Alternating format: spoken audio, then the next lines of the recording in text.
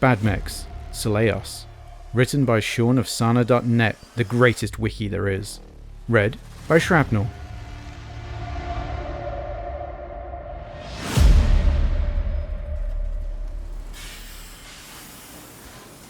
And the last of the salvageable material can be viewed here. Technician Warner motioned to the bottom of the datapad, held by Star Captain Bijon Singh. As the XO of the second tier assault cluster, administrative matters such as battlefield recovery and salvage fell to him. The battle for Karsten had been fought well, with the second tier just managing to fight off the invading Hell Horse's 9th Horde. With the horses departed, it was Bijon's duty to assess the spoils of war. However, he was deeply confused with the report given to him by his chief technician. Why are there no identifiers on these lines here? They represent many tons of our salvage. They are not identified because we don't know what they are, Technician Warner replied with a shrug. I seem to recall the horses fielding a new type of combat unit. I did not fight one personally, but our mech warrior said it was a quad mech of some sort. Quef? That is open to debate, Star Captain, Warner replied. Come see for yourself. The two walked around several piles of detached mech limbs and scorched omnipods until finally coming upon a collection of blasted salvage. The remains clearly had the outline of a battle mech, despite the dangling Myanmar bundles and cratered armour, but its shape was unlike anything Seng had ever seen. The legs especially seemed bulkier than necessary, and were those treads? Seng stood there for several moments before turning to Warner. What in the ghost bear is this monstrosity? Unknown, sir. Warner took up the datapad and brought up a brief assessment that summarised what the salvage techs had learned thus far. We know that there is some sort of battle mech thanks to the Mimers, but the existence of functional tank treads leads us to believe that there is two modes of locomotion. Two modes? Seng brought his head up at the datapad. I am aware of the land air mechs, but with those, the inefficiencies of the conversion equipment is at least offset by the massive tactical advantage of flight. Why would their horses make the same sacrifice to simply travel overland differently? Warner shrugged again. Hell's horses do love their tanks. Perhaps they thought it was a useful backup if they lost their gyro? This thing has a gyro, Quineg? Aft, sir. See for yourself. Warner deftly hopped up on a jagged piece of half-melted armour, while Seng followed behind more carefully. Arriving at the blown-out turret-like torso of the machine, Seng noted the telltale shards of metal thrown off a catastrophically destabilized gyroscope, but something else caught his eye. Why are there two cockpits? If this was a mech, would the two neurosignals not compete? That will require further investigation from our scientists, Star Captain. It will. Perhaps this explains why some of our mech warriors describe these things as moving erratically, Seng said. I'm surprised whoever was piloting this machine did not immediately lose their lunch. Warner coughed and pointed at a stain on one of the command couches that did not appear to be blood or sweat. Thankfully, the only detectable odours were the acrid smell of carbonized metal, but Seng could imagine how terrible it would have been to have thrown up in his neurohelmet before an hours-long trial.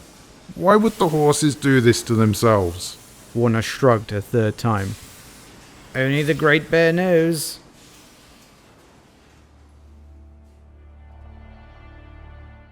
Clan Hell's horses can ascribe much of their success to a long-standing tradition of combined arms that traces its heritage back to the original Star League. However, the advent of the Cyllaros, and indeed all Quadvees, was such a baffling development to the rest of the Innosphere that it remains solely a quirk of the Hell Horses Toman. The concept of a convertible battle mech is nothing new. Land air mechs have existed for centuries, and although technically complex, it certainly remained within the technical means of the clans to produce. However, emphasised specialisation, with very few warriors ever going beyond a single vehicle type throughout their careers. Hell's Horse's culture is markedly different among the clans, with many warriors encouraged to dabble in different vehicles during training to better understand combined arms operations. Many potential warriors retest in different roles should they fail their initial trial of position. This appreciation for weapon systems other than the mighty battle mech is perhaps why the Cyllaros was first proposed by Hell's Horse's scientists. Intended to combine the best qualities of a standard tracked vehicle and a quad mech, the Cyllaros can essentially transform from a tank to a mech whenever it suits the pilot. Besides being able to pick the best motive option for the terrain, the dual redundancy means that a damaged gyro or track is no longer a mobility kill against a Cyllaros. However, this slight improvement in resiliency is questionable in light of what the Cyllaros sacrifices. The conversion equipment itself weighs 6 tons, and carrying treads while in quad mech mode is an additional 5.5 tons of dead weight that could have been used for additional speed, armour or weapons.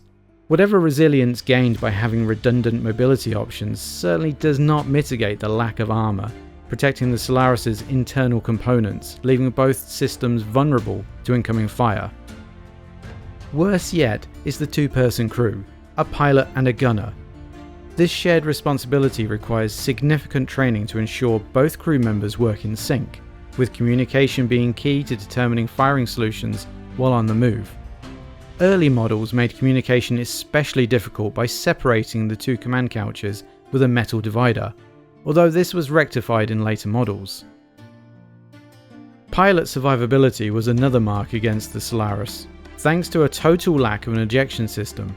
The non-standard cockpit design prevented horse technicians from installing existing ejection seats, so horse technicians elected to have Cyllaros pilots scurry from open hatches should the Quadvee suffer catastrophic damage. Case protects the internal ammo bays, but it was almost impossible for the pilots to quickly exit the Cyllaros due to its height, unlike its purely vehicular cousins. The final mark against the Cyllaros was its terrible readiness ratings. Its unique design meant that most of the Cyllaros' components were non-standard and could not be replaced using existing parts from either battle mechs, omni-mechs or armoured vehicles. The Cyllaros' laser heat sinks were a prime example of how the Quadvee quickly became a logistical nightmare. One notable and dubious benefit of the Cyllaros' falling between the categories of mech and a tank relates specifically to clan bidding rules. A slightly unscrupulous commander could bid 10 Cyllaros for a single star of tanks, only for those apparent vehicles to transform into quad mechs during a trial. This did not occur during the Cyllaros' first combat deployment, however, during a trial of possession on the planet Durf in 3136. The horses bid a full binary including a star of Quadvees, 2 of which were Cyllaros'. As is often the case with new designs, the Quadvees all fared relatively poorly, with 4 of the 5 mechs being destroyed. The single surviving Cyllaros managed to get 1 kill against a damaged Jade Falcon Cougar. Had it not been for this sole success, it's rumoured the horses would have scrapped the entire Quadvee program. The Cyllaros would not see combat again until 3138, when it was deployed with Epsilon Galaxy to take former Clan Wolf holdings. Then in full production with years of training for its crews, the Cyllaros fared adequately against the Wolves. Epsilon was then tasked with invading the Rasselhag Dominion, where its shortcomings became more apparent. As it stands, the horses have deployed the Cyllaros to fill out second line and garrison galaxies. Because of the weight expensive conversion equipment, the Cyllaros is generally considered to be under-armoured and under-gunned compared to either a true mech or a tank of the same size, 55 tons. With just 7.5 tons of ferrofibrous armour, the Cyllaros is unable to withstand a prolonged firefight. A single LRM-15, twin improved heavy-medium lasers, and 2 AP Gauss rifles often leave the Cyllaros outgunned against even light omni-mechs, which are also usually faster than Quadvee's 86 kph. ECM provides some additional protection, but it's hardly enough to overcome the Cyllaros' many shortcomings. In the Ill Clan era, Quadvees such as the Cyllaros are only seen in the Hell Horse's Toman. Although the design is known to other clans and a few Inner Sphere nations, none have attempted their own take on the concept, and for good reason. Quadvees are woefully inefficient, offering little benefit over a standard quad mech or tank.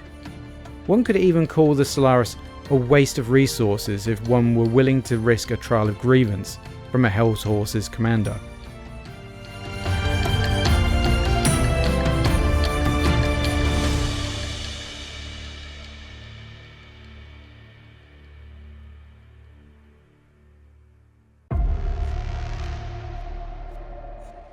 Hello folks, Shrapnel here.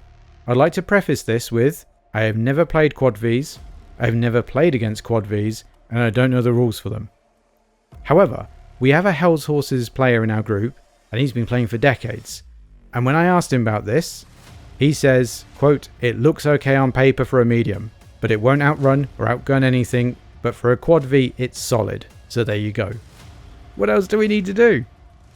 Well, doing a quick search for comparison units, so we're looking at 55 tons, around 1400 BV, Battlemech, Omnimech, Quadvee, in the Republic, Dark Age and Ill Clan era, Innosphere mixed, Clan Tech, with any roll, I got 9 hits on Master Unit list. 3 Shadowhawks, 1 Marshal, 1 Gauntlet, 1 Centurion, the Apollo and Thunder Fox. And the conclusion is, all of them are cheaper than the Cyllaros, all move about the same, if not more. I will grant the Cyllaros does have more damage in short and medium, but they are all cheaper, and they are mostly standard tech, unlike the advanced one that the Quadvee is. So where does this leave us? I love diversity in battle mechs, and I implore all Hell's Horses players to bring these expensive, unwieldy, stupid mechs to the tabletop to entertain us. We need the target practice, and most of all, we need the salvage. But aside from that, there is some amazing art for the Quadvees. Go have a look at it on Sarna. So as ever everyone, thank you to Sean at sarna.net. I've been Shrapnel and I hope you enjoyed this Mad Mech. And I'll see you on the next one. Bye!